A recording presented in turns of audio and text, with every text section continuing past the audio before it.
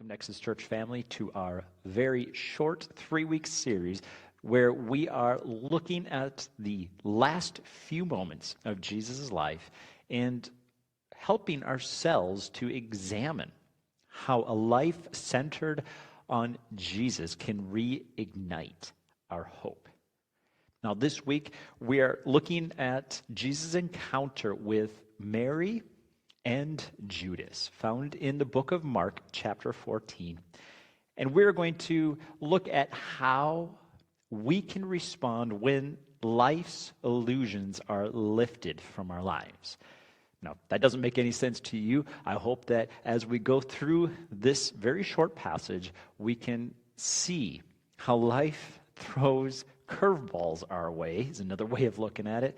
And how do we respond to those? How do we respond when life doesn't go the way we thought it would? And so let's begin by just looking at this small little passage found in Mark between Jesus and Mary. Now, it was 2 days before the Passover and the festival of unleavened bread, right? So we are approaching the very last week of Jesus' life.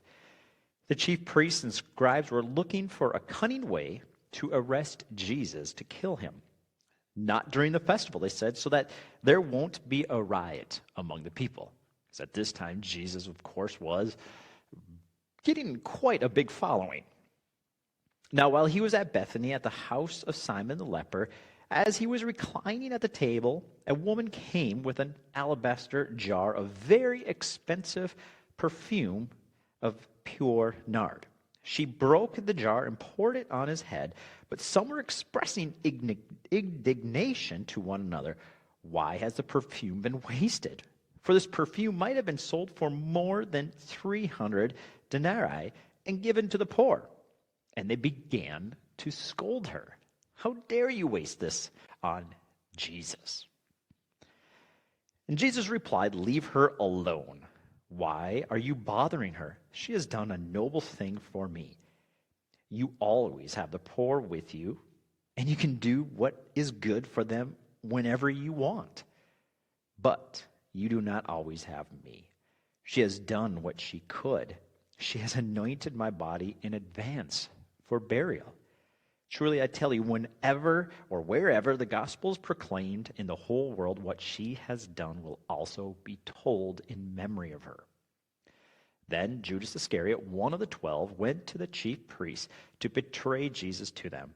And when they heard this, they were glad and promised to give him money. So he started looking for a good opportunity to betray him. Now, who was this Mary?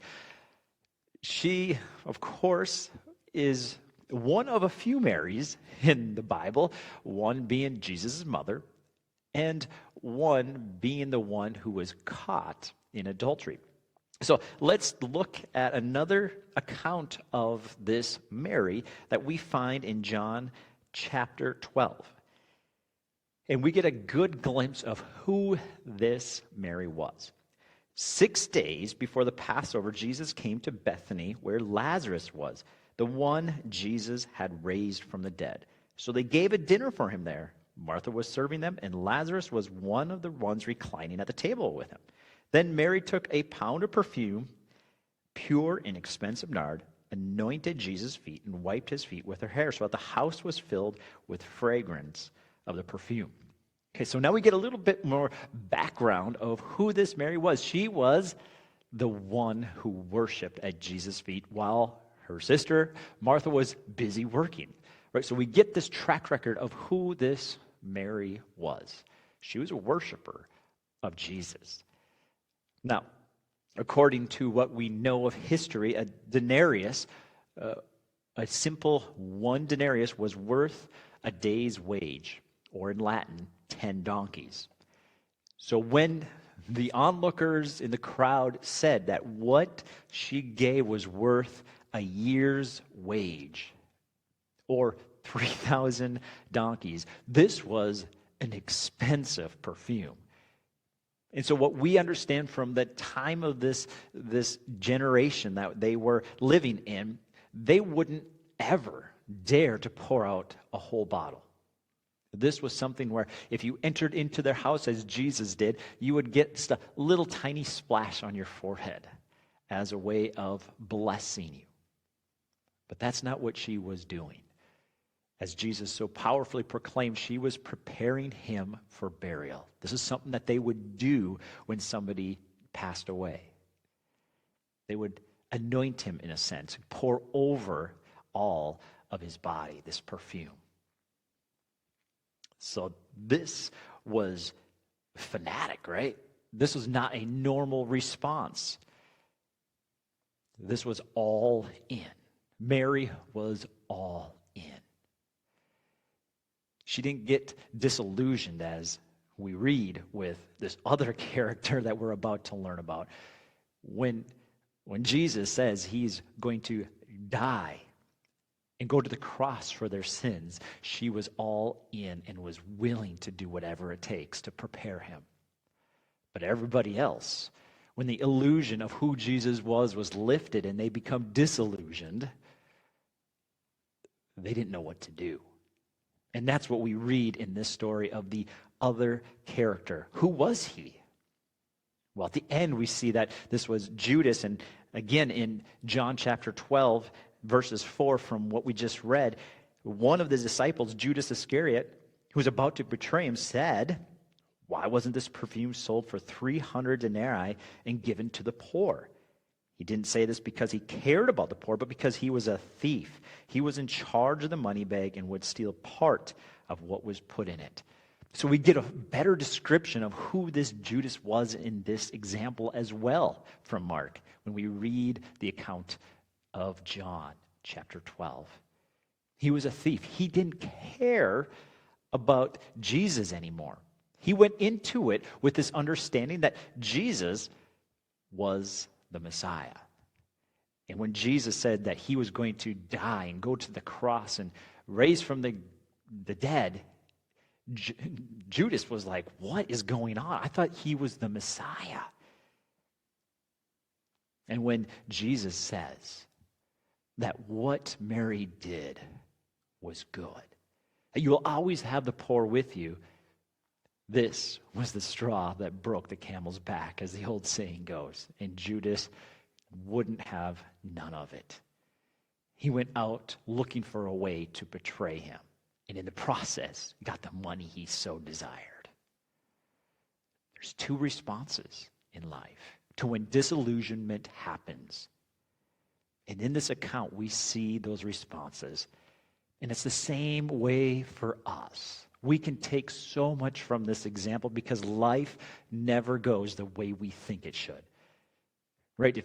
If you are an adult and you've lived a few decades past becoming an adult, you will understand this very well. But if you haven't reached it yet, I understand. Someday you will. And may this be wisdom for your future. You will experience disillusionment in life. When you get to that point in life where everything you thought that you were working for, all the dreams and aspirations and what you thought you could do, don't line up. When the character that you thought you had breaks under pressure and you feel like such a failure, you have a choice to make. In all decisions in life, no matter how things go, some point, some way, you're going to hit that wall where you are scratching your head, wondering what happened. Why aren't things lining up? What is going on? You see, we so often criticize Judas and what happened, but we need to peel back and remember that he is no different than us. Now, yes, ultimately he is responsible for his reactions, right? But leading up to this, he truly thought that Jesus was going to free the nation of Israel from the Roman rulers. That's what the Messiah was, in their mind, going to do. He was going to establish the kingship of God on earth. And what they had hoped for way back in Egypt when they were fleeing from the power of Pharaoh and the Egyptians, and they thought they were going to go into this land. And they were going to have a king. And they were let down. And they constantly were looking for this king, constantly looking for this king. And the Messiah was going to come. The Messiah was going to come and establish this rule. But what they misunderstood was God's rule is no longer on earth. Israel was no longer the place where Jesus or God was going to make his kingdom established. His kingdom wasn't of this world. And when Jesus came and he says, we're looking at a new kingdom, poor Judas was lost. He thought he was part of the in crew that would rule with Jesus as the king in Jerusalem. And now, everything was gone. His hopes were shattered. He was looking for something new. And he had to go and betray Jesus to find it. He was in it for money. He was in it for power. And when all of that was broken, and he no longer had that as his hope, he was scrambling. He was lost. And that's what happens to us. Yes, he had the privilege of seeing the miracles and hearing the great messages that Jesus preached, but he was still that whole time holding on to a false hope. We can continue to scramble and cling to that hope that we once had of this is the way life is going to be, or we have to find a new way grounded in Jesus. Not in something else in this world, but in Jesus. I love how Oswald Chambers puts this disillusionment that we all will go through in life, right? Where we were living in this illusion of this is the way things were going to be, and then all of a sudden everything falls apart. And we're no longer where we thought we would be. He says that disillusionment means having no more misconceptions, false impressions, or false judgments in life. It means being free from these deceptions. We all have that, right? We all have this assumption, these false judgments. And at some point they come crashing down. If anything, people will let you down. So the question we have to answer today is, what do we do with that?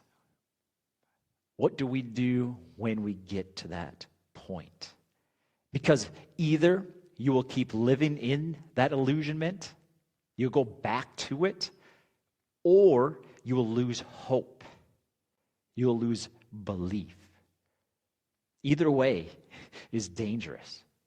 Right? To keep living in an illusionment means that you keep living a life that's not real. That's dangerous, right? But on the other end, where I see so many people, so many adults living, is this loss of hope. What do I do now? Life isn't the way I thought it was going to be. And you stop fighting. Stop believing. Live numb. Live with no hope. And this is sometimes where people make those dangerous decisions and either go down a life of addictions or leaving their family or uprooting their family and going somewhere totally different and living from paycheck to paycheck because they made a bad choice. Now, I'm not saying that necessarily is wrong, because sometimes God works in ways where he has to strip you of everything. You realize I need to make a course adjustment. But by and large, if you lose your hope, you lose your belief, and you try clinging to it in another place, it'll just leave you going to the same spot of living in illusion. So let's take a look at Mary. Let's take a look at what happens when we take that step. Now, Jesus isn't saying that she is a perfect example by all means, right? But look at her in her heart. look at what happens when the scales are taken off and she's in the same place Judas is. Jesus is going to depart from her. Everything that he did, raising her brother from the dead, all the powerful things that he taught and said, and the hope that he brought with him was going to be gone. What would she do with that? What would she do? She gave everything, a year's worth of wages over his body, and then proceeded to wipe his feet with her hair. And Jesus' response is that she did a noble thing, that she did what she could. She gave everything.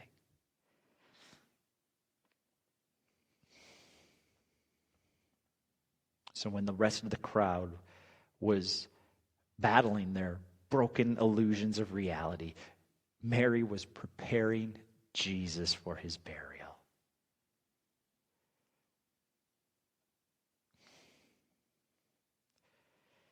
She wasn't set on her or anyone else's idea of the Messiah. She placed her confidence in what Jesus said was true. Oswald Chambers continues in his quote, saying, "There is only one being, only one, who can completely satisfy to the absolute depth of the hurting human heart, and that is Jesus.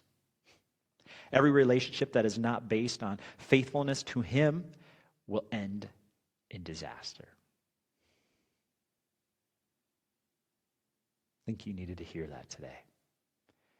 Any relationship, any future belief, hope, desire, dream, whatever you put in that place, anything that isn't based solely on him will lead to disaster.